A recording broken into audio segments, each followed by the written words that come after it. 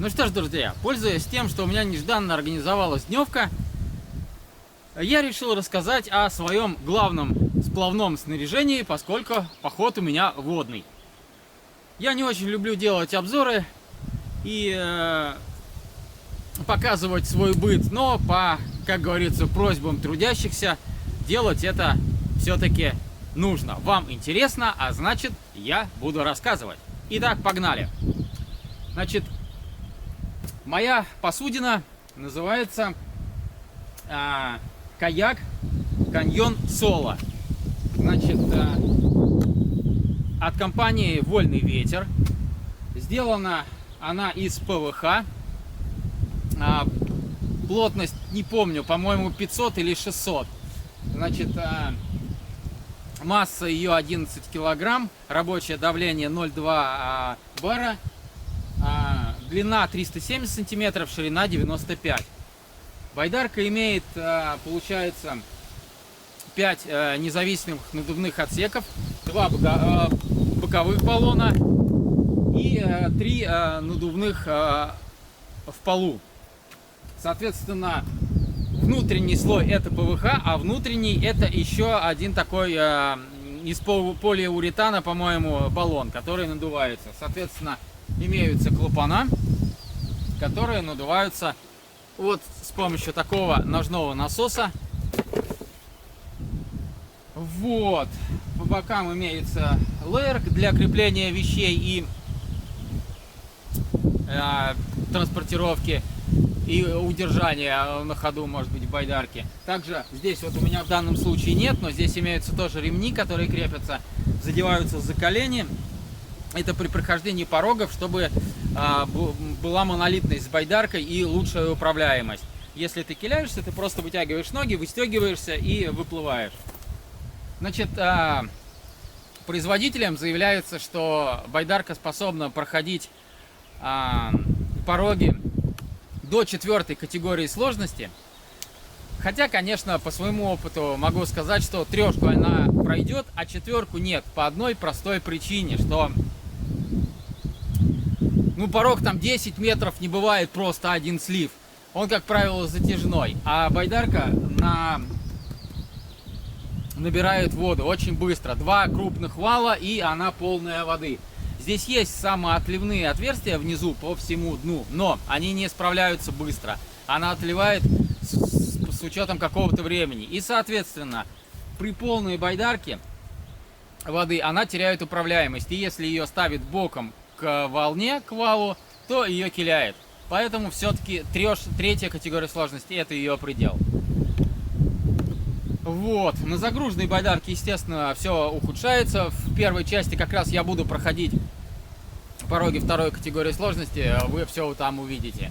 Вот, на загруженной байдарке. Мне это удалось, я не кильнулся. На разгруженной было бы легче. Ну вот, на пустой байдарке 3-я категория порога при должной сноровке, думаю, проходится. Думаю, с этим понятно. Что еще сказать? Грузоподъемность у нее 140 килограмм. Ну и еще надувная спинка, что очень удобно. Я еще сюда на штатную сидушку ставлю еще 2 вот таких вот коврика, чтобы было повыше. Ну и в принципе, с байдаркой, наверное, все. Весло, значит, от Простор 2000. Поставлено и у меня, естественно, правильно оно. То есть одно весло вот так, другое вот так. Соответственно, гребем мы с перекрутом. Для того, чтобы, когда у нас вот эта часть вот вверху, да, если видно, то ветер, чтобы она не парусила к ветру. Многие ставят простое, прямое весло, это неправильно. Так. Ну, с насосом понятно, тут клапан входной-выходной, но он у меня уже порвался, и он вообще надувает на грани. Надо его, кстати, будет сегодня заклеить, пользуясь случаем. Ну и пружинка лопнула. То есть он теперь у меня в ручной превратился. В общем, насос фигня на самом деле. Так, по байдарке все. Значит, сплавляюсь я в ней в, естественно, неопрене. Это неопреновый костюм у меня от компании Неопро.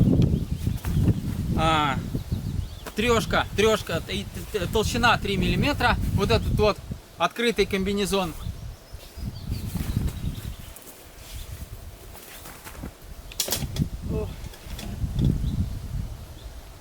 К нему, естественно, ботиночки. Уже пятерка, толщина 5 от Niko Sport. Очень хорошие, то есть ребристая поверхность, чтобы цепляться за камни, за скользкие поверхности. Защита носка, чтобы если при ударении в камень, ну ты как минимум сразу не сломал пальцы. Вот. И точно такая же курточка тоже из толщина пятерка у меня есть, она в рюкзаке, доставать не буду. То есть получается комплект: боты, полукомбинезон и куртка, если холодно. Ну, соответственно, спас-жилет, ну тоже не буду доставать, от вольного ветра, обычный спас-жилет поролоновый, не надувной. Ну, наверное, все из плавного снаряжения. Вот это вот судно служит мне уже, ну сколько? Ну, лет 6, наверное, 7. Регулярно я хожу на ней в Карелию, чередуя с моторной лодкой. Вот. Ну, мне на веслах нравится больше, скажу честно, потому что получается больше единения с природой, нет гула мотора, опять же таки физуха, то есть полное погружение получается в природу и в спорт. То есть весла и байдарка лучше, чем мотор и лодка. Но хотя, конечно, у моторки свои там плюсы есть. Вот. Ну, как-то так. Вот, вы просили, я сделал. На здоровье. Думаю, надо наряду с туристическими историями делать вечера обзора моего снаряжения. Ну, не то чтобы прям обзора, но под настроение вкратце буду рассказывать, чем я пользуюсь из снаряжения, чем доволен, чем нет, что у меня было, что сейчас есть, что планирую, может быть, приобрести. Вот в каком-то таком ключе. Я вчера историю рассказывал про палатку, которая у меня в Карелии в походе сломалась. Так вот, там были, как я уже говорил, стеклопластиковые дуги, а в правильной палатке должны быть алюминиевые. Вот в данном случае палатка Red Fuchs, у нее алюминиевые дуги 12, по-моему, диаметра. 3 дуги, и за счет того, что они имеют между собой перекрестие, то выдерживают абсолютно ураганный ветер. Создана эта палатка для альпинизма, для постройки высотных базовых лагерей, ну то есть при восхождении на любые пики, вплоть до Эвереста. Поэтому надежность у нее офигенская. Плюс силиконовая пропитка тента от дождя. В общем, палатка люкс. Уже долгие годы служит мне верой и правдой.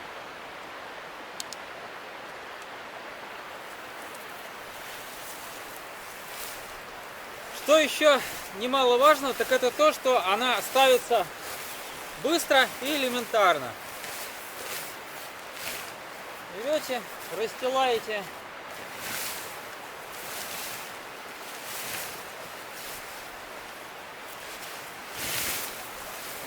его на земле. Так. Соответствующие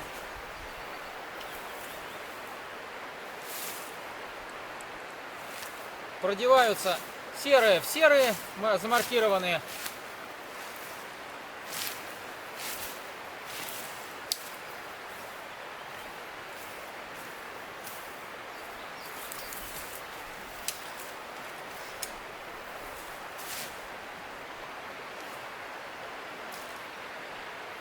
Вот в эти внешние направляющие продеваются дуги. Для серых отмечено серой нашивкой, для одной золотистой, золотистая. Соответственно, золотистая — это перед палаткой, тамбур раскрывается. Вот таким макаром. Раз. И последняя.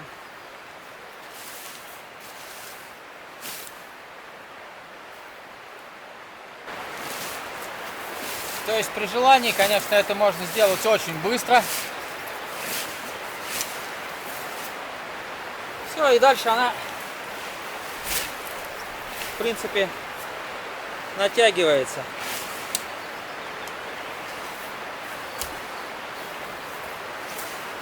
Задеваем их в колечки. Опять-таки специально удобно, что есть колечко.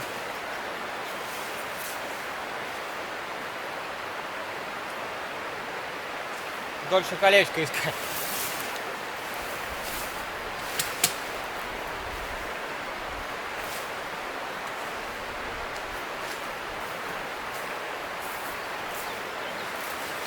И все, раз.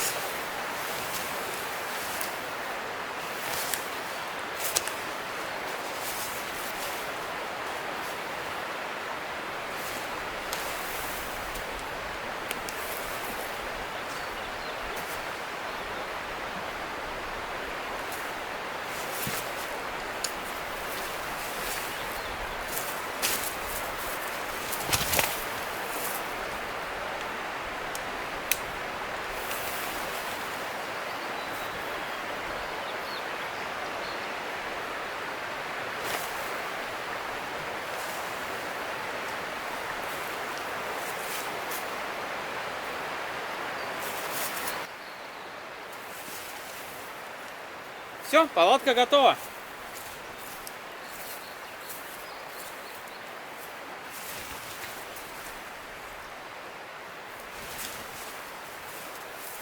В данном случае я вот ее расположу как-то так. Я уже посмотрел, где более-менее ровное место. Если совсем идеально ровного места нет, то ставим головой выше. То есть, чтобы ноги были ниже, чем головы, иначе спать будет крайне неудобно. Ну все, осталось поставить растяжки на вентилирующие окошки и пару колышков вперед и назад. И все. Ну вот, собственно, палатка установлена. Примерно так это выглядит. Она ставится сразу, внутренняя палатка и тент. Сделано, кстати, удобно. Там на таких вот, на резиночках. То есть, если есть желание, можно и отдельно поставить. Вот, значит, палатка имеет юбки довольно широкие для того, чтобы привалить их камнями, и куча вот, соответственно, петелечек на с каждой стороны. Соответственно, тут можно растяжек наставить, ну, точнее, колышков дохренища. Плюс вот сюда вот можно повесить еще растяжки дополнительные за все что угодно. То есть, в принципе, выдержит она просто апокалипсис, если что. Ну и, соответственно, как я уже сказал, силиконовая пропитка, дождь вообще без проблем.